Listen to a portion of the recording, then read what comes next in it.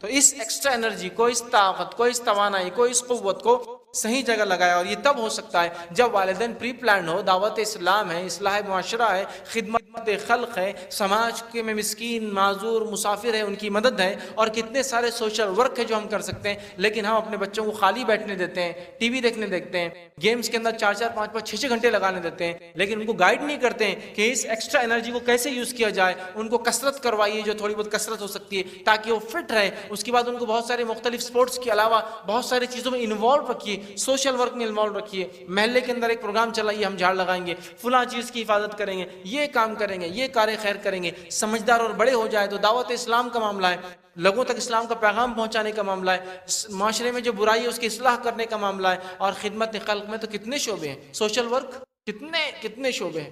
کیا کچھ برائی ہمارے علاقوں میں نہیں ہے؟ گندگی کا معاملہ لے لیجئے، نالیاں کھلی پڑی ہے، جو ہے لوگ کچرا پھینک دیتے ہیں، اس کی اصلاح کریں. یہ خود سوشل ورک کی بھائی یہاں نہیں پھینکا جائے، وہاں کئی چیزیں لیکن وہاں نہیں ہوتے. ہمارا نوجوان اپنی جوانی کو برباد کرتا خالی وقت. اور اب تو خالی وقت گزارنے کا ایک بہترین ڈیوائس مل گیا، ریچارج کرو اور پڑے رہو گھر میں. مطلب 10 دن میں نہیں نکلے تو کسی کو فکر بھی نہیں کہ کیوں نہیں باہر آیا، کہ تو اس کو بھی پرواہ نہیں دنیا میں کیا چل رہا ہے. آپ دیکھو اتنا ایڈکشن، یہ خالی وقت تو غلط استعمال کرنے کا نتیجہ انٹرنیٹ کا ہو گیا ہے کہ رات میں بھی کوئی ساؤنڈ سلیپ سکون سے نہیں لے رہا. آج کل کیا ہوتا ہے، رات میں سو رہا اور رات میں بج جاتا ہو، ٹو ٹو ٹو ٹو بج جاتا ہو، تو اٹھ کے وہ جواب دے رہا. اب پہلے تو بھی SMS آتا تھا، اب تو کہیں کچھ نوٹیفیکیشنز اور کیا رہا، جواب دے رہا ہو، لائک کر رہا، ریپلائی کر رہا، اور پھر آدھی رات کو 4 بجے کو میسج آ رہا اٹھ کے، اچھا ایسا بولا اس نے، دوسرا کمنٹ دے رہا نیند میں، پھر سو جا رہا. پھر صبح اس کو اٹھتے فجر کا خیال نہیں، صبح اٹھتے وہ کمنٹ کا جواب دے رہا، اٹھتے کھول کے کمنٹ کا جواب دے رہا. نیند کھلتے ہی سب سے پہلے انٹرنیٹ لگتا، اور نیند لگنے کے لیے بھی اگر انٹرنیٹ ہے تو نیند نہیں آتی، بے چینی ہوتی پورا رات انٹرنیٹ میں. تو اگر آپ کو بغیر ہینڈ سیٹ کے آپ کا دل نہیں لگ رہا ہے تو اس کا مطلب آپ بیمار ہو چکے. اس بیماری کو دور کیجیے، اس کا صحیح استعمال. ٹھیک ہے، تو نفع بخش کاموں میں وقت کو لگائے. خالی وقت پھر کیا کرتا ہے، انسانوں کو بیکار کرتا ہے. اور جسمانی طاقت اور نفع بخش اس کا جو ہے، اس طاقت اور وقت کا استعمال یاد رکھیں. شہوت انگیزی سے اجتناب، ایسے ساری چیزوں سے اجتناب جو شہوت کی طرف لے جاتے ہیں. ساری چیزوں سے، وہ کیا ٹولز ہو سکتے ہیں، کچھ بھی ہو سکتا ہے. ٹی وی ہو سکتا ہے، انٹرنیٹ ہو سکتا ہے، بازار ہو سکتا ہے، میگزینز ہو سکتے ہیں، شمارے ہو سکتے ہیں. کہیں بھی جہاں شہوت بڑھنے کا ڈر ہے وہاں سے اپنے آپ کو دور رکھے کہ نہیں بھائی یہ نہیں ہو سکتا، اس لیے کہ اس سے شہوت جاگ جاتی ہے اور بہت سارے پرابلمس ہوتے ہیں، میں ان چیزوں سے دور رہوں گا. والدین اس کی فکر کرے. ایک زمانہ تھا بچوں کو لے کر والدین پارک میں جاتے تھے. اب تو پارک بھی وہ جگہ نہیں رہی، اس لیے کہ شہوت انگیز لوگوں نے پارکوں کو بھی گندا کر کے رکھ دیا. پارکوں کا بھی یہ حال ہے کہ اگر بچہ کو پارک میں چلا جائے گا، جھاڑ کے پیچھے جائے تو وہ بھی ڈر جاتا ہے، اپنے بولنا پڑتا ہے ادھر مت دیکھو، ادھر. اب وہ آ کے پوچھتا وہ آنٹی کیا کر رہے تھے انکل کے ساتھ، بیٹے کچھ نہیں کر رہے تھے، بیٹے وہ کچھ نہیں کر رہے تھے، نہیں وہ ایسا کیوں کر رہے تھے. اب ان کو ایکسپلین کرو آپ، اور اس عمر سے ہی وہ شہوت سمجھا. تو یہ بہت اہم ہے، یاد رکھیے کہ آپ ان جگہوں سے بچیں. میں بول رہا ہوں حکومت کا یہ کام ہے، گورنمنٹ کا یہ کام ہے کہ جہاں پارکس ہے اس مورل لا ہو کہ کون کیا حرکت کرے، اس لیے کہ وہاں کیا ہوتا ہے لوگ جا رہے اپنے بچے بگڑ جاتے ہیں سب چیزیں. تو ایسی ہر جگہ سے، سچویشن سے، سیناریو سے، پلیس سے، چیزوں سے، تھنگس سے اپنے آپ کو، اپنے بچوں کی حفاظت کرے، جس سے شہوت انکریز ہو جاتی ہے، بڑھ جاتی ہے، ایکسیڈ ہو جاتی ہے، ایکسس ہو جاتی ہے. اگر یہ ہم نے نہیں کیا، یاد رکھیے تو بہت حالات برے ہیں اور سنگینی کی طرف حالات جا رہے ہیں. اور خاص طور سے ایک چیز کہوں گا، عورتوں سے تاکید کروں گا، مسلم عورتوں سے خاص طور سے، کہ اپنے لباس پہ بڑا دھیان دیں، اس لیے کہ اس سے معاشرہ بہت برباد ہو رہا ہے آپ کے پتلے، کمتر، چھوٹے، تنگ، چست لباسوں کی وجہ سے.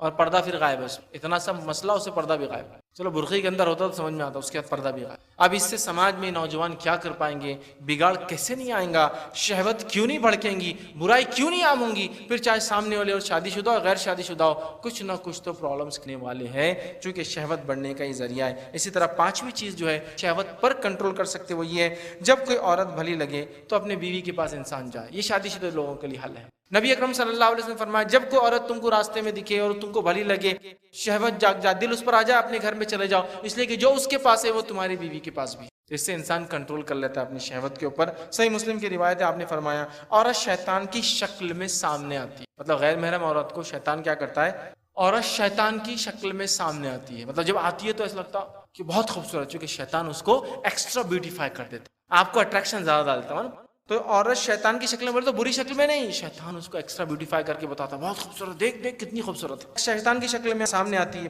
اور شیطانی صورت میں ہی واپس جاتی ہے. گو جب تم میں سے کوئی کسی عورت کو دیکھے تو اپنی بیوی کے پاس آئے. اور ایک روایت آپ نے فرمایا بے شک اس بیوی کے پاس بھی وہی ہے جو اس عورت کے پاس ہے.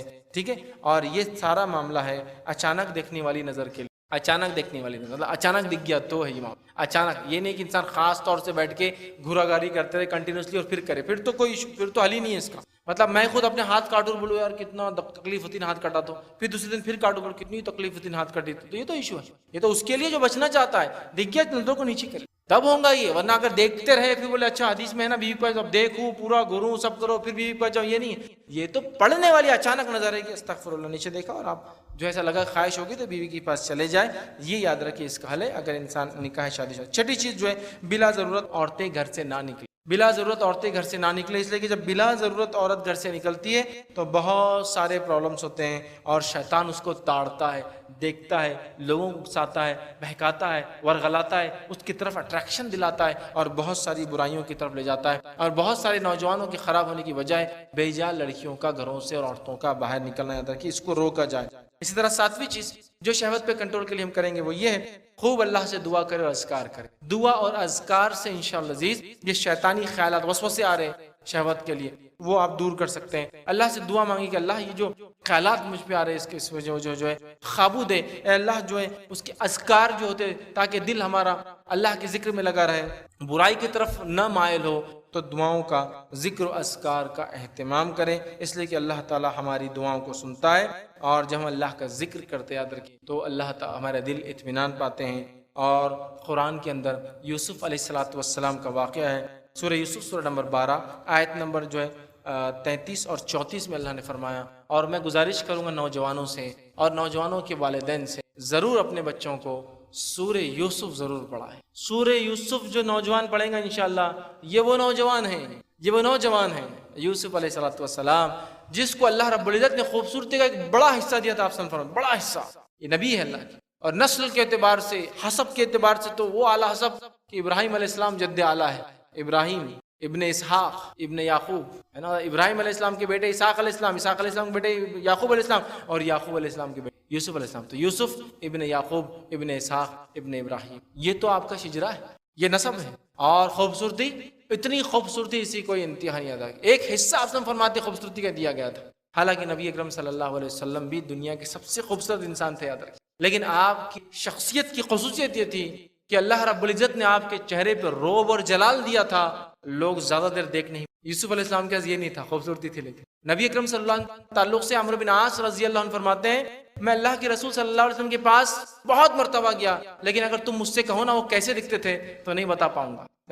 کیوں کہ جب میں جاتا یہ سوچ کے جاتا کہ آپ کے چہرے مبارک کو غور سے دیکھوں گا, نظر اٹھتی کہ ایسی ہیبت طاری ہوتی کہ نظر نیچے ہو, روب وہ جلال وہ دبدبہ تھا اللہ کے رسول کا کہ وہ کہتے نیچے ہو جاتی.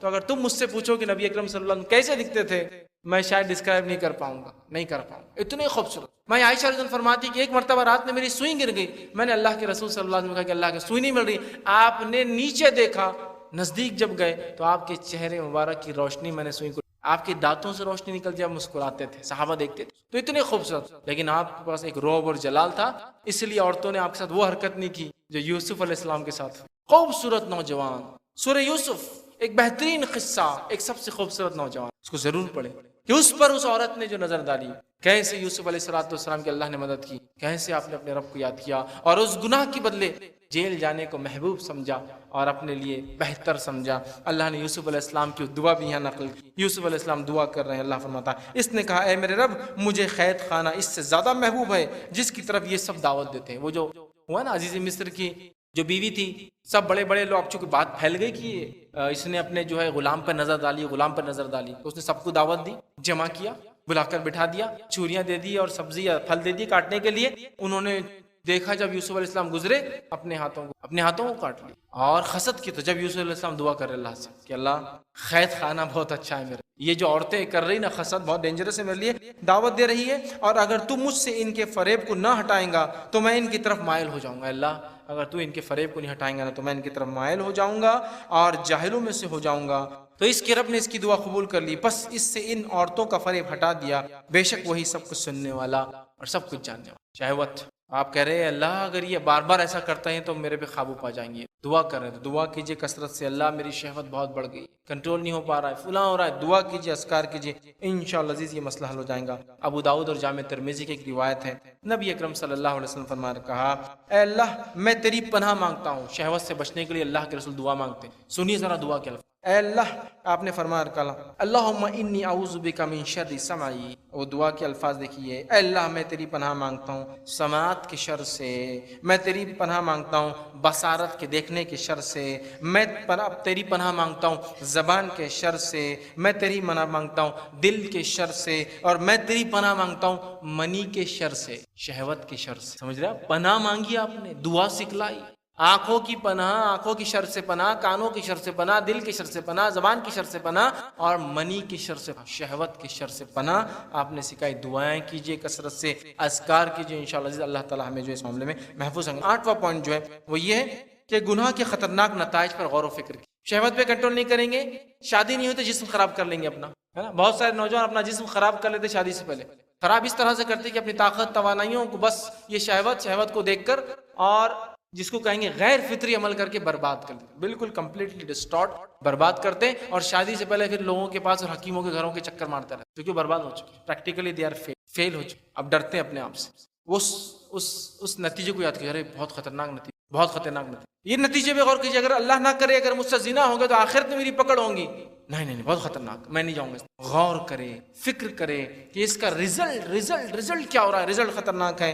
تو اگر انسان غور کرے گا دنیا کے نقصانات اور آخرت کے نقصانات، تو انشاءاللہ عزیز پھر اس طرف بڑھنے کی وہ کوشش ہی نہیں کرے گا۔ ٹھیک، آئیے 9واں پوائنٹ، 9th پوائنٹ یہ کہ برے خیالات کا دفاع کیجیے، برے خیالات پر قابو پائیے۔ یہ برے خیالات اور برے خیالات پہ آپ نے قابو نہیں پایا تو ہوتا کیا ہے؟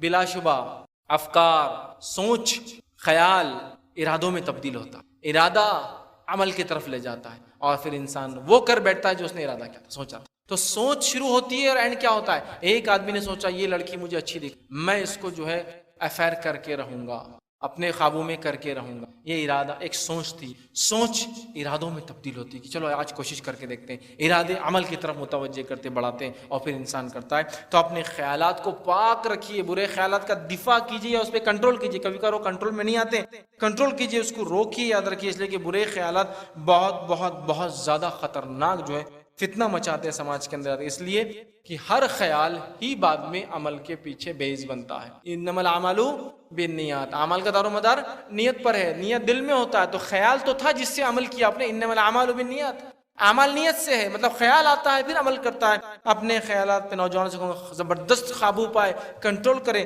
برا خیال آتے ہی اللہ میں پناہ مانگے شیطان سے، اعوذ باللہ من الشیطان الرجیم، اور دوسرے کام کرے۔ آئیے صحیح مسلم کی روایت ہے، ایک واقعہ سناتا ہوں کہ برے خیالات سے کیسا بچنا چاہیے۔ اور بہت سارے لوگ برے خیالات سے ڈر کے سمجھتے ہیں میرا ایمان ختم ہو گیا، ایسا نہیں ہے۔ سنیے، صحیح مسلم کی روایت ہے، آپ صلی اللہ علیہ وسلم کے پاس ایک صحابی اور کہا اللہ کے رسول جو ہے انہوں نے فرمایا اللہ کے رسول میرے دل میں کچھ ایسے خیالات آتے ہیں ہم میں سے کوئی ان کو بیان بھی نہیں کر سکتا۔ ایسے خیالات ہمارے دلوں میں کبھی آتے ہیں کہ ایکسپلین کرنا، بیان کرنا بھی ناممکن ہوتا ہے۔ تب نبی اکرم صلی اللہ علیہ وسلم کو فرمایا کہا کیا واقعی اسی طرح ہوتا ہے کہ برے خیالات آتے ہیں؟ انہوں نے کہا، اور کہا کیا تم اس کو اپنے جی میں برا بھی سمجھتے ہو؟ مطلب ایسا ارے نہیں، غلط خیالات اچھے نہیں ہیں، تو کہا ہم بالکل اس کو جی میں برا سمجھتے ہیں۔ تو کہا یہ تو واضح ایمان کی دلیل ہے تمہارے پاس۔ بہت سے لوگ خیالات آئے نا، وسوسے آتے تو نماز پڑھنا چھوڑ کیوں؟ بہت آ رہے وسوسے، یہ تو ایمان کی دلیل ہے تمہارے، گندے وسوسے آتے۔ صحابی نے کیا کہا؟ ایسے وسوسے آتے خیالات کہ آپ کو تو ہم بیان بھی نہیں کر سکتے۔ تو کہا ایسے ہی ہے پکا؟ تو کہا یہ تو واضح ایمان کی دلیل ہے تمہارے۔ تو شیطان آتا ہے نا، شیطان ایمان والوں کے پاس آتا ہے نا۔ سنیے دوسرا واقعہ، ابن عباس رضی اللہ عنہ فرماتے ہیں، اور ایسا بہت لوگوں کے ساتھ ہوتا ہے، بولتے بھی آگے، وہ فرماتے کہ ایک آدمی نبی اکرم صلی اللہ علیہ وسلم کے پاس آئی، ابو داؤد کی روایت ہے، اور عرض کیا یا رسول اللہ صلی اللہ علیہ وسلم، کوئی ایک اپنے دل میں ایسا وسوسہ پاتا ہے کہ جس کو بیان کرے تو ایسا لگتا ہے کہ جل کر کوئلہ ہونا زیادہ اچھا، لیکن بولنا اچھا نہیں۔ کچھ بھی خیال آتا ہے اتنے گندے کہ بولنے سے زیادہ اچھا لگتا ہے کہ جل کے کوئلہ ہو جانا، بولنا نہیں رکھے۔ اس کے لیے آسان ہے ان لوگوں کو بتانے سے زیادہ، مطلب کوئلہ بننا زیادہ، بتانے زیادہ۔ تو آپ صلی اللہ علیہ وسلم اللہ اکبر اللہ اکبر اللہ اکبر الحمدللہ، آپ نے یہ کہا، کیا کہا آپ نے؟ کہ اللہ سب سے بڑا ہے، 3 مرتبہ کہا، اور کہا تمام تعریف اللہ کے لیے جس نے شیطان کے مکر و فریب کو صرف تیرے دل پر وسوسوں تک کنٹرول میں رکھا، اس کے آگے کچھ بھی نہیں، صرف وسوسے تک ہے یہ، اس کے آگے کچھ نہیں کر سکتا ہے وہ، تو لہٰذا تمام تعریف اللہ کے لیے، اللہ بہت بڑا ہے۔ بچ گئے تم کہ شیطان نے صرف وسوسوں تک، خیالات تک تم کو شکنجے میں لیا ہے، اس کے آگے وہ تم کو کچھ نہیں کر پایا. الحمدللہ الحمدللہ، بڑی بات ہے. تو جن لوگوں کو وسوسے آتے ہیں نا، ان کے لیے پھر شیطان نے پناہ مانگی اللہ سے، اعوذ باللہ من الشیطان الرجیم پڑھیے. اسی طرح شیطانی خیالات کو رحمانی خیالات سے چینج کیجیے. جیسا شیطان خیال ڈال رہا گندے گندے خیالات، تو اچھے اچھے خیالات لائیے. آپ لوگوں کے لیے گارڈن بنا دوں گا، لوگوں کی دوں گا، پانی کا نظم کر دوں گا، کھانا کھلاؤں گا انشاءاللہ، اللہ نے مال دیا تو مسجد تعمیر کروں گا، مدد کروں گا یتیموں کی. اچھے خیالات ریپلیس کیجیے. برے خیالات آ رہے کہ اس کو مار دو، اس کو قتل کر دو، عورت کو لے کر بھاگ جاؤ، فلاں کرو، یہ کرو، اس سے زنا کر لو، فلاں کرو. ریپلیس کیجیے اس کو خیال کہ میں انشاءاللہ امت کی مسلمہ کی جو لڑکیوں کے نکاح ہیں ان کے نکاح کرانے مدد کروں. ریپلیس کیجیے، مطلب فوراً برے خیالات کو نیک خیالات سے ریپلیس کیجیے، ورنہ خیال آئیں گے، فکر بنے گی، ارادہ بنے گا، عمل پہ ہو جائیں گے اور عمل کر کے گناہ. ٹھیک ہے، تو یہ بڑی اہم چیز ہے. 10 اور آخری پوائنٹ، بہت امپورٹنٹ پوائنٹ ہے، یاد رکھیے، بہت امپورٹنٹ پوائنٹ ہے. اور وہ پوائنٹ کیا ہے؟ خائن نظر سے اجتناب. خائن نظر، وہ نظر جو خیانت کرتی ہے. اس لیے کہ اصل جو شہوات جو ہم کو کنٹرول میں کرتی ہے نا، وہ شروعات یہیں سے ہوتی ہے. تو نظر پہ کیسے کنٹرول کیا جائے، اس کے تعلق سے میں چند باتیں آپ کے ساتھ رکھتا ہوں، چونکہ یہ 10 اور آخری پوائنٹ ہے بچنے کے لیے. اور سب سے امپورٹنٹ پریکٹیکل ایمانیات وغیرہ وہ سب عمل ہم بتاتے ہوئے آگے. اب ایمان وغیرہ ذکر اذکار سب ہو رہا، لیکن نظری کنٹرول میں نہیں تو باقی چیز عمل نہیں. مطلب آپ دوا کھا رہے بیماری کے لیے اور وہ بیماری بھی کھاتے ہیں کہ جس سے بیماری بڑھتی ہے، تو پھر اس کا کوئی فائدہ نہیں ہوگا. یاد رکھیں. تو آخری پوائنٹ ہے کہ خائن نظر سے اجتناب. نظر، اب یہ بڑا اہم پوائنٹ تھا، یاد رکھیے کہ نظر اگر حفاظت نہیں ہوگی نا تو باقی ساری چیزیں نہیں ہوں گی. آئیے سب سے پہلی چیز تو یہ سورہ غافر سورہ نمبر 40 آیت نمبر 19 میں اللہ رب العزت نے دیکھیے کیا فرمایا اور کہا، یعلم خائنۃ الاعین وما تخفی الصدور. اللہ فرماتا ہے وہ خیانت کرنے والی آنکھ کو اور سینوں کے پوشیدہ باتوں کو جانتا. خیانت کرنے والی آنکھ کو اور سینوں کے پوشیدہ باتوں کو جانتا ہے. علامہ ابن کثیر رحمہ اللہ اپنی تفسیر میں عبداللہ ابن عباس رضی اللہ عنہ کا قول بیان کرتے ہیں کہ یہ خائن نظر کیا ہوتی ہے جو میں نے بولا. وہ کہتے ہیں کہ خیانت کرنے والی آنکھ کا معنی بیان کرتے ہوئے فرماتے عبداللہ ابن مسعود رضی اللہ عنہ، اس سے مراد وہ آدمی ہے جو کسی کے گھر میں داخل ہوتا ہے اور وہاں پر کوئی خوبصورت عورت ہوتی ہے، یا کسی قوم پر سے گزرتا ہے اور وہاں کوئی خوبصورت عورت ہوتی ہے، ان کے ساتھ بیٹھتا ہے، اور جب لوگ نہیں دیکھتے تو عورت کو دیکھتا ہے، اور جیسے لوگ دیکھنے لگے تو نیچے نظر کر کے بیٹھ جاتے. اس کو بولتے خائن نظر. کہ آپ کسی گھر میں گئے، کوئی عورت آئی تو آپ دیکھ رہے ہیں اس کو، اور جیسے کوئی گھر والا ہے تو ایک دم ایسا کہ لوگ بولے ماشاءاللہ کتنا بچہ، نظر بھی نہیں ہو. اس کو بولتے خائن نظر. کی آدمی چپکے سے دیکھے اور نظروں کو نیچی کر لے، جو دیکھنا ہے دیکھ لے، اور جیسے کوئی اس کو دیکھنے لگے نیچے. خائن نظر سے بچیے، اس لیے کہ نظر اگر نہیں ہوں گے، نہیں، یاد رکھیے کنٹرول تو پھر کچھ ہو سکتا. سورہ نور میں اللہ رب العزت نے اسی لیے سورہ نمبر 24 آیت نمبر 30 میں کہا، مومن مردوں سے کہہ دو نظروں کو نیچے رکھے، شرمگاہ کی حفاظت کرے. شرمگاہ کی حفاظت تبھی ہو سکتی ہے، یاد رکھیے، جب نظروں کو نیچے رکھا جائے، ورنہ شرمگاہ کی حفاظت بھی یاد رکھیے نہیں ہو پائیں گی. یاد رکھیے. اور علامہ ابن قیم الجوزی رحمہ اللہ نے بڑا پیارا قول آپ کے سامنے رکھتا ہوں، جواب الکافی میں وہ لکھتے ہیں، اور یہ نظروں کے تعلق سے وہ کہتے ہیں، عموماً نظر ہی ان تمام حوادث کی اصل بنیاد ہو. جتنے حادثے دنیا میں ہوتے ہیں نا، نظر اس کی بنیاد ہے، مطلب شروعات اس سے ہوتی ہے. تمام حوادث کی بنیاد اور اصل ہے جو انسان کے ساتھ پیش آتے ہیں، اس لیے کہ خطرات نظر سے ہی جنم لیتے ہیں. نظر سے ایک برائی جنم لیتے ہیں. ان خطرات سے افکار جنم لیتے ہیں.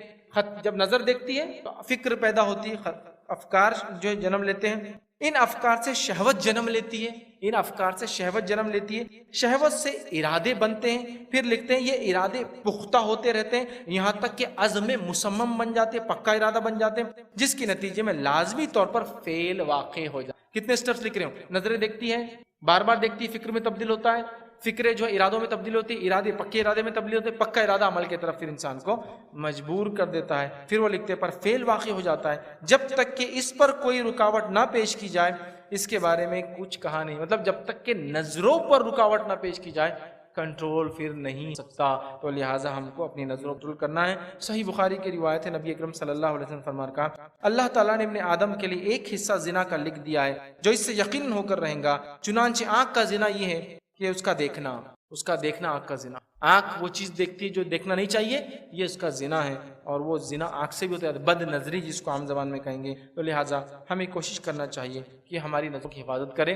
اس میں سب سے بہترین اصول جو نبی اکرم صلی اللہ علیہ وسلم نے بتایا، صحیح مسلم کی روایت ہے، آپ نے فرمایا اور کہا، اچانک پڑنے والی نظر کے بارے میں پوچھا تو آپ صلی اللہ علیہ وسلم نے فرمایا مجھے نظر پھیر لینے کا حکم دیا. مطلب ایک صحابی نے کہا اللہ کے رسول نظر ڈالتا ہوں تو اچانک کوئی چیز دکھ جاتی ہے، تو کہا نظر پھیر لو، یہ اس کا علاج ہے. دوسری جگہ علی بن ابی طالب رضی اللہ عنہ کو اللہ کے رسول صلی اللہ علیہ وسلم نے فرمایا نظر کے پیچھے نظر نہ لگاؤ، اس لیے کہ پہلی نظر تو جائز ہے مگر دوسری نگاہ جائز نہیں. بتا نظر کے پیچھے نظر نہ لگاؤ، کوئی چیز حرام تھی نہیں دیکھنا چاہیے، دکھ گئی فوراً پھیلو، نظر کے پیچھے اور نظر نہ لگاؤ، اس لیے کہ پہلی نظر معاف ہوتی ہے دوسری نہیں، تو لہٰذا ایک آدھ بار کوئی چیز دکھ گئی، اچانک نظر پڑ گئی، فوراً آنکھیں پھیر لے، انشاءاللہ اس مسئلہ حل ہو جائیں گا۔ آخر میں آئیے 10 پوائنٹ بہت سرسری طور سے نظر نیچی رکھنے کے فائدے اور نظر نیچی نہ رکھنے کا نقصان۔ نظر کو نیچی رکھنے کے فائدے اور نیچی نہ رکھنے کا نقصان سنیے آپ بغور بغور۔ پہلی چیز، اللہ تعالیٰ کے حکم کی پیروی ہے، اس میں سعادت بھی ہے اور اجر بھی۔ نظروں کو نیچے رکھنا اللہ کا حکم ہے، اس میں سعادت بھی ہے اور اللہ کے حکم کی پیروی بھی۔ دوسرا، زہر آلود تیر کے اثر سے دل سلامت رہتا ہے۔ زہر آلود تیر جو کہیں سے بھی نکل سکتا ہے آپ کی طرف، زہر آلود تیر سمجھا، نظروں کا تیر، تو اس سے آپ کا دل محفوظ رہتا ہے۔ تیسرا، اس سے دل میں اللہ کا انس پیدا ہوتا ہے۔ جو لوگ نظر نیچے رکھتے ہیں نا، اس سے اللہ کی انسیت، قربت پیدا ہوتا ہے اور دل اس کے ساتھ لگا رہتا ہے، اور یہ لذت وہ انسان نہیں پا سکتا جو اپنی نظروں کو بے لگام چھوڑے ہوئے۔ جو آدمی بے لگام نظروں کو چھوڑتا ہے نا، وہ اللہ کی قربت بھی حاصل نہیں کر سکتا، یاد رکھیے۔ اس لیے کہ اس کا دل متفرق ہو جاتا ہے، تو یہ ممکن نہیں رہتا کہ اللہ تعالیٰ کی محبت پر اس کا دل جمع ہو جائے، تو وہ اللہ کی محبت بھی دل سے نکل جاتی ہے، اس کی نظریں کنٹرول۔ چوتھی چیز، دل کو تقویت ملتی ہے اور خوشی پاتا ہے، جیسا کہ نظر کو بے لگام چھوڑنے سے دل کمزور ہو جاتا ہے اور ہمیشہ انسان غم میں رہتا ہے۔ جو انسان نظروں کو اپنے حفاظت کرتا ہے، اس کو فائدہ کیا ہے؟ دل مضبوط ہو جاتا ہے اس کا اور خوشی ملتی ہے۔ جو ایسا نہیں کرتا، دل کمزور ہو جاتا ہے اور غم میں انسان زندگی گزارتا ہے۔ پانچویں چیز، نظر کی حفاظت سے دل کو ایک نور ملتا ہے، جیسا کہ بد نظری کے نتیجے میں ظلمات دل اندر ہو جاتا ہے، اس پہ ایک کالا دھبا ہو جاتا ہے۔ اسی طرح چھٹی چیز، نظر کی حفاظت کے نتیجے میں انسان کو بصیرت اور ایسی سچی فراست ملتی ہے، سمجھ ملتی ہے، سوچ ملتی ہے، جس سے انسان حق اور باطل اور سچ اور جھوٹ میں فرق کر لیتا۔ حق اور باطل سچ فرق، مطلب کچھ انسان جو تقوی اختیار کر نظروں کو نیچے رکھتے ہیں، فائدہ یہ ہوتا ہے کہ چیزوں کو بھاپ لیتے فوراً کہ کیا ہے اور کیا نہیں ہے، صلاحیت پا لیتا ہے۔ اس چیز سے وہ لوگوں کے ساتھ اپنے تمام معاملات میں فائدہ اٹھاتا ہے، سمجھ جاتا ہے، فائدہ اٹھاتا ہے، اور یہ چیز اس کے لیے صحیح فیصلہ کرنے میں، دانش مندانہ قدم اٹھانے کے لیے مددگار ثابت ہوتی ہے۔ ساتواں پوائنٹ، دل میں بہادری اور ثابت قدمی آتی ہے، تو ایسے انسان کے لیے اللہ تعالیٰ بصیرت کی دلیل اور حجت جمع کر دیتے ہیں اور اسے غلبہ دیتے ہیں، قدرت دیتے ہیں اور قوت سے نوازتے ہیں۔ آٹھواں پوائنٹ، شیطان کے چور دروازے بند ہو جاتے ہیں، اس لیے کہ نظر ہی تو دل کا بڑا اہم راستہ ہے، نظر ہی دل کا راستہ ہے، نظر اگر بند ہے تو دل تک بات نہیں پہنچتی۔ اس کے ساتھ ساتھ نواں پوائنٹ ہے، دل اچھے افکار و خیالات کے لیے خالی ہو جاتا ہے۔ برے خیالات نکل جاتے تو اچھے خالی ہو جاتا ہے اور ان میں وہ مشغول ہو جاتا ہے، اس لیے کہ جب کسی ایک کا دل عورتوں کی طرف لگ جائے، ان کے تصوروں میں اور عشق مزاجی میں مشغول ہو جاتا ہے، پھر اللہ تعالیٰ کی آیت پہ غور بھی نہیں کرتا ہے، نہ اس کو دین کی کوئی بات سمجھ میں آتی ہے۔ اور 10واں یاد ہے کہ نظر کو نیچے رکھنے کا فائدہ اور نہ رکھنے کا نقصان وہ یہ، دل کی اصلاح کے لیے آنکھوں اور دل کے درمیان ایک واسطہ ہوتا ہے، اور ان میں سے کوئی ایک عضو حرکت میں آتا ہے، دوسرا بھی آ جاتا ہے۔ آنکھیں جیسی پوزیشن میں آتی، دل بھی پوزیشن میں آ جاتا ہے۔ آنکھوں نے کچھ دیکھا، دل سوچنا شروع کرتا ہے، تو عضو حرکت میں آتا ہے تو دوسرا بھی حرکت محسوس کرنے لگتا ہے، اور ایک عضو دوسرے کو متاثر بھی کرتا ہے۔ دل کو سوچے تو آنکھ وہ چیز دیکھتی ہے، پھر یا آنکھ کچھ دیکھے دل وہ سوچتا ہے، ایسا کسی دل نے دیکھو اس کو تو آدمی دیکھ رہا ہے، یا آنکھ دیکھ رہی دل بولتا ہاں اور دیکھ، سمجھ دونوں حرکت میں آتے ہیں۔ ایک عضو دوسرے کو متاثر بھی کرتا ہے، اور اگر ایک کی اصلاح ہو تو دوسرے کی بھی اصلاح پاتا ہے، اور اگر ایک میں فساد واقع ہو جائے دوسرے میں فساد اور خرابی کا وہ بھی شکار ہو جاتا ہے۔ جب انسان کی منظور نظریں اصلاح پا لیں گی تو اس کے دل زنا کے کیا کیا نقصانات ہوتے ہیں وہ تو بہت سارے ہیں، میں 7 نقصانات خالی گنا دیتا ہوں، اور پچھلی جو آیت میں نے پڑھی اور حدیث رکھی اور اگلی جو پڑھوں گا اس میں وہ پورے 7 آ جائیں گے۔ پہلا گناہ جو ہوتا ہے یاد رکھیے وہ یہ ہے، کئی گناہ ہوتے ہیں، اللہ کی نافرمانی، کبیرہ گناہ، حرام کاری، کئی ہیں بھائی، میں وہ پورے نہیں گنانا چاہ رہا، میں کچھ جو ڈائریکٹ ریلیشن ہے زنا سے اس کو میں رکھتا ہوں آپ کے سامنے، جس میں سب سے پہلا جو ہوتا ہے ماننا وہ یہ ہے کہ زنا تمام برائیوں کا مجموعہ ہے اور تمام نقصانات کا جامع ہے۔ مطلب زنا تمام گناہوں کا مجموعہ ہے، اس لیے کہ زنا اچانک نہیں ہوتا۔ اب اس کی شروعات کیسے ہوتی؟ اگر کسی نے ایسی عورت سے زنا کرا جو زانیہ ہی ہے، پیسے لے کر کرتی ہو تو ایک الگ بات ہے، گناہ اس میں بھی ہے، اس کے بھی نقصانات ہیں، لیکن اس کے علاوہ کرتا ہے تو اس کے پیچھے ایک پورا ٹریل ہے، ایک پورا راستہ ہے جو کرتے ہوئے آیا، نظروں سے نظریں ملی، چکر چلا، افیئر ہوا، معاملہ ہوا، فلاں ہوا، گھر تلاش کیا گیا، یہ ہوا، ملاقات ہوئی، یہ ہوا، نتیجہ زنا کا۔ پہلا تمام گناہوں کا مجموعہ اور تمام نقصانات اس میں شمار ہیں، شامل۔ دوسرا، اس کی بدولت معاشرے میں جو ہے خوفناک بیماریاں پھیلنا چاہیے۔ اس کی بدولت معاشرے میں کیا ہوتا ہے؟ خوفناک بیماریاں پھیلنا چاہیے، ہے نا؟ STDs کی لسٹ گنتے جائیے، सेक्सुअली ट्रांसमिटेड डिसीज की लिस्ट गिनते जाइए आप, ऐसी ऐसी बीमारियां जो हमने सुने ना हमारे बाप दादाओं ने कभी, और होता है जिना जिस माशरे में फैलता है अल्लाह ऐसी बीमारियां उस माशरे में देता है जो उनके बड़ों ने कभी सुनी भी नहीं। हम तो पहले खाली एड्स देख सुनते थे कि इम्यूनिटी सिस्टम खराब हो जाता है, अब तो गिनते चले जाइए क्यों होता है। ये खौफनाक मोहलिक बीमारियां क्यों फैलती है, ये जिना का नतीजा। तो पहला ये मजमुआ है गुनाहों का, दूसरा इससे खौफनाक मोहलिक बीमारियां फैलती समाज में, वबाएं फैल जाती है, तीसरा खानदानी सिस्टम बर्बाद हो जाता है जिस समाज में जिना आम हो जाता है। खानदानी सिस्टम समझते हैं आप, खानदानी सिस्टम, फैमिली सिस्टम, खानदानी निजाम बर्बाद हो जाता है। जब उसको वो चीज बगैर बीवी की मिल जाती है तो फिर औलाद क्यों पैदा करेगा, समझे आप। और खानदानी निजाम उन ममालिक का बर्बाद हो चुका है जिन्होंने निकाह को छोड़ दिया, पाक दामन इफ़्फ़त को मामूली समझा, और उसके बाद नतीजा ये आज उनके समाज में कोई अच्छाई नजर नहीं आई, औलादे पैदा नहीं हो रही है। आपको मालूम यूरोप के ऐसे कई मुल्क है जिनको हर साल 2 लाख 3 लाख और 4 लाख एक्सपैट्स को बुलाना पड़ता है, इसलिए कि कंट्री की ग्रोथ के हिसाब से पॉपुलेशन ग्रो नहीं होती। बच्चों के कपड़े सबसे महंगी चीज होती है उसमें, तो बच्चे पैदा ज्यादा होते नहीं है। मालूम आपको शहर कब्रिस्तानों में तब्दील हो रहे हैं। मैं ये नहीं कह रहा हूँ कि आज शहर था एक साल बाद कब्रिस्तान, लेकिन एक शहर था 1900 से बसा हुआ, आज कब्रिस्तान में तब्दील हो गया। लोग मर खप गए, आबादियां बढ़ी नहीं क्योंकि शादी करते नहीं, जीना आम है, इफ़्फ़त पाक दामनी कोई अहमियत नहीं, नतीजा औलाद पैदा क्यों करे, जिम्मेदारी क्यों ले, कमाए क्यों किसी के लिए, ठीक है। तो खानदानी system, family values, family system बर्बाद हो जाता है। इसका चौथा नुकसान जो होता है वो ये मालूम आपको क्या है, अल्लाह ताला बरकतें उठा लेता है ऐसे फर्द और ऐसे समाज से जो जिना में मुलव्वस है, चाहे वो कितनी ही तरक्की याफ्ता हो या उनके पैसे की दुनिया में कितनी हाई वैल्यू हो, बरकत के एतबार से वो मुल्क और वो समाज बर्बाद हो जाता है। ये बात याद रखिए, बर्बाद हो जाते हैं मुल्क और वो समाज, ठीक है। आगे बढ़ते हैं हम, ठीक है।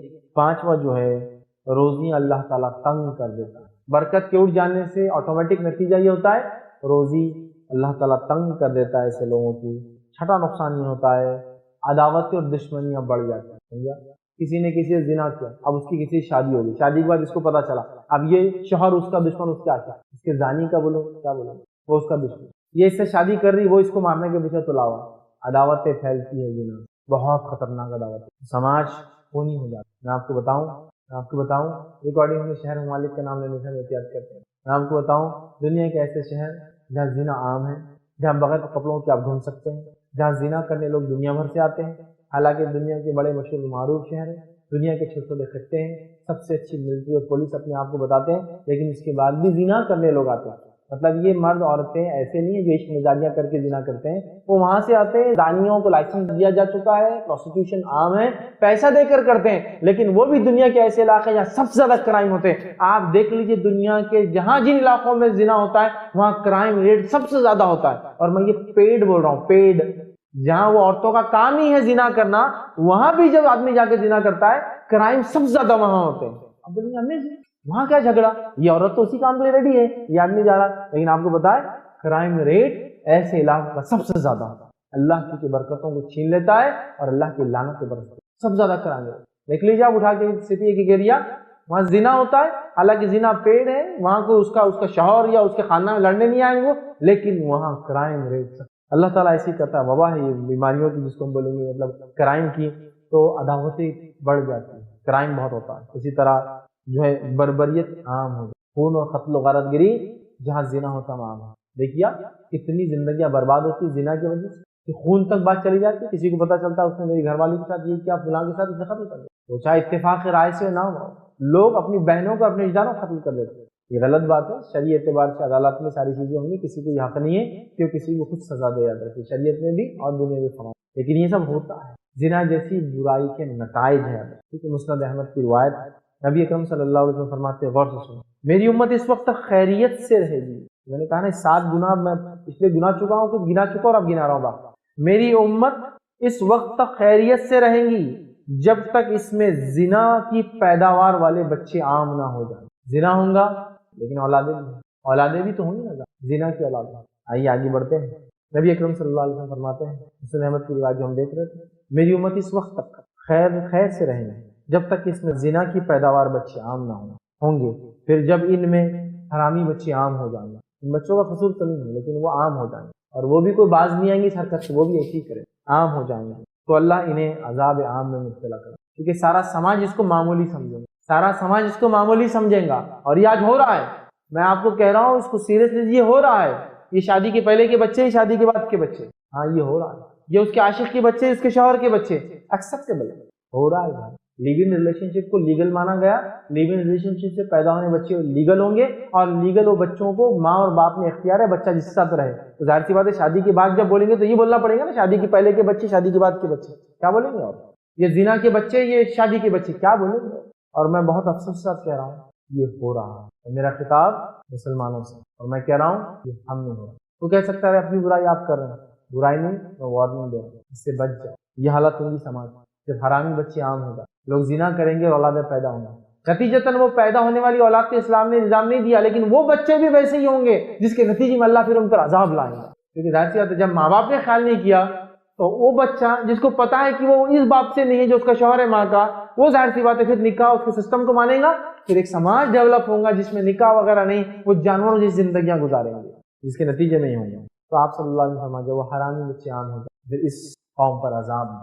اسی طرح مستدرک حاکم کی روایت ہے، نبی اکرم صلی اللہ علیہ وسلم فرمایا جب کسی قوم میں زناکاری اور سود خوری پھیل جاتی ہے تو ان لوگوں پر اللہ کا عذاب نازل ہو جاتا ہے۔ سود خوری اور زناکاری، جب جس قوم میں پہلے کہا زناکاری اور دوسرے سود خوری عام ہو جائیں گی، اللہ تعالیٰ پھر ایسی قوم پر اپنے عذابات نازل کرتا رہتا ہے، اور عذاب اس جگہ آتا ہے جہاں خیر و برکت نہیں ہوتی، جب عذاب آتا ہے تو وہاں اللہ کے روزیوں کو تنگ کر دیتا ہے، برے حال میں ڈال دیتا ہے۔ ہاں دکھنے کے اعتبار سے فراوانی نہیں ہوتی وہ قوم، لیکن دل کے اعتبار سے پھر بھی غریبی ہوتی، اس لیے کسی مالداری سے انسان کو سکون نہیں ہوتا ہے۔ اللہ بذکر اللہ تطمئن القلوب، اللہ کے ذکر میں دل اطمینان پاتے، مطلب با ایمان ہو کر اللہ کا ذکر کرے تو دل میں اطمینان۔ آئیے آگے بڑھتے ہیں۔ اسی طرح ایک روایت ہے، مستدرک حاکم کی روایت ہے، نبی اکرم صلی اللہ علیہ وسلم فرمایا کہا جب کسی قوم میں عہد شکنی عام ہو جائے، وعدوں کو توڑنا، تو اس میں قتل عام ہو جاتا ہے، عام کی جو ہے وبا پھوٹ نکل جاتا ہے، قتل عام ہو جاتا ہے۔ اور جب کسی قوم میں فحاشی پھیل جائے، زنا یا لواطت عام ہو جائے، فحاشی پھیل جائے، تو اللہ ان پر موت کو عام کر دے، اچانک آنے والی اور عام موتیں عام ہو جاتی۔ کب؟ جب انسان زنا کو اپنے اوپر عام کرے، تو ایسی جگہ موت عام ہو جاتی ہے، اور جہاں عہد شکنی وعدوں کو توڑنا عام ہو جاتا ہے وہاں اللہ قتل کی وبا پھیلا دے۔ تو آپ دیکھ رہے ہیں یہاں کتنی خطرناک بات ہے کہ موت عام ہو جاتی ہے، مطلب لوگ بیماریوں میں ملوث ہوں گے زنا کی وجہ سے اور مریں گے بہت دولت۔ اسی طرح ایک روایت آتی ہے جو ابن ماجہ کی ہے، نبی اکرم صلی اللہ علیہ وسلم فرمایا کہا کسی قوم میں جب زناکاری علانیہ عام ہو جائے، زناکاری علانیہ عام ہو جائے، عام سمجھ لو کوئی بات نہیں، چلتا ہے، ٹھیک ہے، ایسا بول نہیں رہے منہ پر ہاں بہت اچھا کیا، لیکن ہوتا ہے سب کر رہے، کیا ہو بچے نے کر لیا، بچی نے کر لیا، تو آج یہ بھی حالت ہو چکی ہے، آپ کا بچہ یہ کر رہا ہے، نہیں کر لیا تو کیا ہوا، اب جوانی میں جوش میں ہو گیا، کیا کرتے بولو سبحان اللہ، تو اتنا معمولی سمجھ رہے۔ شریعت جس کے اوپر شادی شدہ کو سنسار میں سزائے موت اور غیر شادی 100 کوڑے بولی آپ کو جوک سمجھتے، لیکن اور آنکھوں کا پانی مر چکا ہے، قوم در قوم برائیاں آ چکی ہے، جو نکاح میں اس کی بھی نیت کسی اور پر ہے تو اس کو برا نہیں لگتا کہ اس کی بیٹی اور اس کے بیٹے نے تو جیسا یہ ہوتا ہے سمجھ، ٹھیک ہے۔ تو نبی اکرم صلی اللہ علیہ وسلم فرماتے ہیں کسی قوم میں جب زناکاری علانیہ عام ہو جائے تو اللہ ان لوگوں میں تعاون اور دیگر ایسے المناک امراض کو پھیلا دیتا ہے جو ان سے پہلے لوگوں نے کبھی دیکھے ہو نہ سنے ہو۔ جب زنا عام ہو جاتا ہے تو اللہ تعالیٰ ڈینجرس المناک عبرتناک بیماریوں کو عام کر دے، اور جو ان کے اندر کامنلی ہو جاتی ہے جو اس سے پہلے کی قوموں نے یا نسلوں نے کبھی نہ سنی تھی نہ کبھی دیکھی، یہ ہو رہا ہے۔ زنا کا نتیجہ یہ ہو رہا ہے، یاد رکھیے، جس کے نتیجے میں خطرناک بیماریاں پھیل رہی، یاد رکھیے۔ تو زنا یاد رکھیے، زنا چند لمحات کا کھیل ہے، یاد رکھیے کیا ہے، چند لمحات کا کھیل ہے، لیکن ایک خاص حیوانی کھیل ہے، یاد رکھیے چند لمحات کا کھیل ہے زنا، لیکن یہ خاص حیوانی کھیل ہے، یہ انسانی عمل نہیں ہے، یہ جانوروں کی صفت ہے، یہ انسانی عمل نہیں۔ انسان کو ایک تہذیب، تمدن، کلچر اللہ نے بنایا، ان میں تمیز بھی کس سے نکاح ہوتا اور کس سے نہیں ہوتا، کب ہوتا اور کب نہیں ہوتا، کیسے ہوتا اور کیسے نہیں ہوتا، پورا بتایا۔ یہ چند لمحات کا کھیل ہے، لیکن یہ خاص حیوانی کھیل ہے، یاد رکھو، یہ انسانوں کا کام نہیں، یاد رکھیے۔ انتہائی بدترین شہوانی عمل ہے، مطلب شہوت کے اعتبار سے، خواہش کو پوری کرنے کے اعتبار سب سے بدترین عمل ہے، اور اس کا انجام سب سے بھیانک ہوتا ہے، سب سے بھیانک۔ کرتے رہو سجدے کتنے بھی، اس کا انجام سب سے بھیانک ہوتا ہے، یاد رکھیے۔ اس بات کو ہم ذہن کر لیں، چند لمحات کے اندر انسان اپنا سب کچھ کھو بیٹھتا، ایمان اس سے نکل جاتا، اور یہ بات اگر بعد میں نکل جاتی تو اس کی عزت زندگی بھر وہ واپس کما نہیں تھا، کما نہیں تھا. اور یہ حدیث بھی غور سے سن لی، نہیں ہم نے تو چکتی کی کیسا معلوم ہے، سن لیجیے. نبی اکرم صلی اللہ علیہ وسلم فرماتے جو معاملات بندوں کے ہو اور اس میں آدمی گڑبڑ کرتا، تو انسان اگر کوئی گناہ کرتا ہو، اللہ کے معاملات میں بھی تو اللہ ڈھانک لیتا ہے، بندوں کا ہو. جو انسان کوئی گناہ کرتا ہو، چاہے اس نے ایک پتھر کے اندر کیا ہو جس میں کھڑکی اور دروازے نہیں تھے، وہ انسان کوئی گناہ کرتا ہے لیکن ایسے پتھر میں جا کے کرتا ہے جس پتھر میں کھڑکی اور دروازے نہیں تھے، تب بھی اللہ تعالیٰ اس کو لوگوں کے سامنے لاتا ہے. تب بھی اللہ تعالیٰ، آپ کو لگتا ہے اتنا بڑا دن چھپا رہے گا، یہ یوں لیک ہوتا ہے، یوں لیک. اس کے بعد ایک اجملی اور بدترین زندگی انسان بہت ڈینجرس لائف گزارتا ہے. چند منٹ کا کھیل ہے لیکن یہ پیورلی یاد رکھتی حیوانی کھیل ہے، یاد رکھتی یہ اینیمل انسٹنکٹ ہے، انسانی عمل نہیں، اور اس کا بہت ہی خطرناک جو ہے نتیجہ ہوتا ہے. یاد رکھیے اس نتیجے کو ہم صحیح بخاری کی روایت ہے، نبی اکرم صلی اللہ علیہ وسلم کا نتیجہ کیا ہوگا روز قیامت وہ بھی سن لیجیے. نبی اکرم صلی اللہ علیہ وسلم فرماتے ہوئے کہتے ہیں، حدیث طویل ہے میں آپ کے سامنے رکھتا ہوں، پھر اور مطلب اس کا حصہ رکھ رہا ہوں، لمبی حدیث. اور پھر ہم آگے چلے، نبی اکرم صلی اللہ علیہ وسلم جبرائیل علیہ السلام کے ساتھ جہنم آپ کو بتائی جائے. اور پھر ہم آگے چلے اور ایک تنور نما جگہ کے پاس ہم پہنچے جس کا اوپری حصہ چھوٹا تھا اور نچلے حصہ بڑا. تندور بولتے ہیں. تندور کیسا ہوتا؟ اوپر چھوٹا سوراخ ہوتا اور نیچے بڑا ہوتا، فرنس اوپر چھوٹا نیچے. تو تنور نما جگہ پہنچے جس کا اوپری حصہ تنگ، نچلا حصہ وسیع تھا، بڑا تھا، اور اس میں چیخ اور پکار شور مچ رہا تھا، بہت چیخ پکار. آپ صلی اللہ علیہ وسلم فرمایا ہم نے اس میں جھانک کر دیکھا، مطلب میں نے اس میں جھانکا دیکھنے کے لیے کیا ہے. جھانک کر دیکھا تو کیا دیکھتا ہوں کہ عورتیں اور مرد سب ننگے ہیں اور ان کے نیچے سے آنکھ کے شعلے آتے ہیں. ون آفٹر دی انادر، مطلب وہ پورے ننگے ہیں اس کے اندر، اور ایک شعلہ آتا ہے، پھر چلا جاتا ہے، پھر دوسرا شعلہ آتا ہے، پھر چلا جاتا ہے. آنکھ کا شعلہ آتا ہے اور چلا جاتا ہے. وہ مزید چیختے ہیں، پہلے ہی چیخ رہے تھے، جب شعلہ لیکن آتا ہے اور چیختے ہیں، پھر وہ شعلہ چلا آتا ہے، پھر ایک شعلہ آتا ہے، پھر وہ چیختے ہیں اور وہ شعلہ چلا جاتا ہے. تو انہوں نے جو ہے مزید چیختے چلاتے ہیں. میں نے پوچھا جبرائیل علیہ السلام یہ کون لوگ ہیں؟ تو انہوں نے بتایا یہ زناکار مرد اور زناکار عورتیں. مومن مرد اور مومن عورتیں، میاں اور بیوی جنت میں ساتھ ہیں. جس کا مقام اونچا ہوگا چھوٹے کو اس تک پہنچا دیا جائے گا. شوہر کا مقام اگر نیچے بیوی کا اوپر ہے تو شوہر کو اوپر ڈال دیا جائے گا، تو بیوی اوپر ہے اور بیوی کو نیچے لانا تو ظلم ہو جائے گا، تو اللہ اس کو فائدہ دے دے گا. شوہر اوپر ہے بیوی نیچے، شوہر کے بیوی اوپر آ جائیں گے. لیکن زانی مرد اور زانی عورتیں جہنم میں ساتھ، اور ہر ایک کچھ وقت میں ایک شعلہ آئے گا، وہ تو یوں ہی چلا رہے جہنم میں اور چیخیں گے اس آنکھ کی تپش اور اس کی شدت کی وجہ سے. میں نے پوچھا یہ کون ہے؟ بتایا گیا کہ زناکار مرد اور عورتیں. آپ سمجھ رہے ہیں ہمیں کتنا ضروری اللہ نے جو حکم دیا اچھائی کا حکم دینے کا اور برائی سے رکنے کا اور خود اپنے آپ کو روکنے کا، رکنا یہ بہت بڑی برائی اور بدبختی ہوں گی، یاد رکھیے. اسی طرح ہم دیکھتے ہیں متفق علیہ روایت ہے، اور ظاہر سے زنا کرنے والے کا ذہن تو پہلے ہی خراب ہو چکا ہے، نظریں خراب ہو چکی ہوتی ہے اور جسم کو اور اپنے ایمان اور عقیدے کو بھی خراب کر لیتا ہے. ٹھیک ہے، متفق علیہ روایت ہے، صحیح بخاری اور صحیح مسلم کی روایت ہے. نبی اکرم صلی اللہ علیہ وسلم فرمایا 7 قسم کے لوگوں کو اللہ اس دن اپنے سائے میں رکھیں گا جس دن عرش کے سائے کے علاوہ کوئی سائے نہ ہوگا. مطلب 7 ٹائپس، 7 لوگ ایسے جن کو اللہ اس روز اس سائے میں رکھیں گا عرش کے جس کے علاوہ کوئی سائے نہ ہوگا. وہ 7 لوگوں میں معلوم آپ کو ایک آدمی کون ہے؟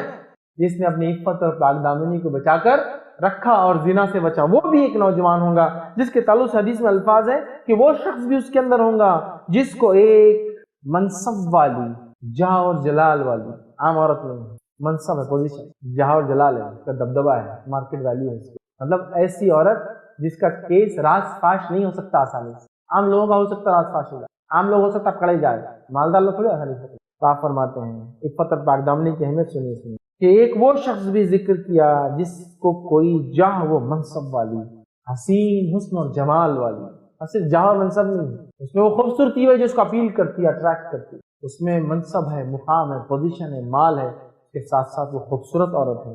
ٹھیک ہے، حسن و جمال والی عورت بدکاری کی دعوت دیتی ہے، کہتی کہ آؤ میرے پاس دے، اور وہ اس کی دعوت کو یہ کہہ کر ٹھکرا دے، انکار کر دے کہ میں اللہ سے ڈرتا ہوں، انی اخاف اللہ، میں اللہ سے ڈرتا ہوں، میں نہیں کرتا. راز فاش ہونے کا کوئی چانس نہیں، بلکہ بینیفٹ کا چانس ہے، ورلڈلی مالدار ہے، منصب والی. دوسرا خوبصورت بھی ہے. چلو انسان کو اگر پیسہ نہ بھی ملا لیکن اس کی دل کی تمنا پوری ہو جائے تو آدمی کر لیتا ہے. دونوں اٹریکشن، اور وہ دونوں پہ کہتا ہے میں اللہ سے ڈرتا ہوں، میں نہیں کرتا. تو ایسا نوجوان بھی اس روز اللہ کے عرش کے سائے کے اندر ہوگا جس روز اس سائے کے علاوہ کوئی سائے. عفت اور پاک دامنی کی اہمیت زنا سے اپنے نفس کو بچانے کا. کیا ہے فائدہ؟ عرش کے نیچے رہے، جس کو دعوت دی جا رہی ہے اور اس سے دور رہے. سمجھ رہے ہیں بات؟ تو نوجوانوں میری بات کو غور سے، اپنی نفس کو پاک دامن پاک باز، بہت اہم سرمایہ ہے. یہ ایک بار کھو جاتا ہے نا، یہ کبھی لوٹ کر نہیں آتا ہے، معلوم؟ کبھی لوٹ، ایک ڈریس میں آپ نے چاک مار دیا، یہ ڈریس ریپیریبل نہیں ہے. کبھی مت کرو، کبھی مت ہونے دو. دوسرا، زنا سے اپنے آپ کو، بہت خطرناک، بہت بہت بہت خطرناک چیز ہے، یاد رکھو. لیکن افسوس کی بات ہے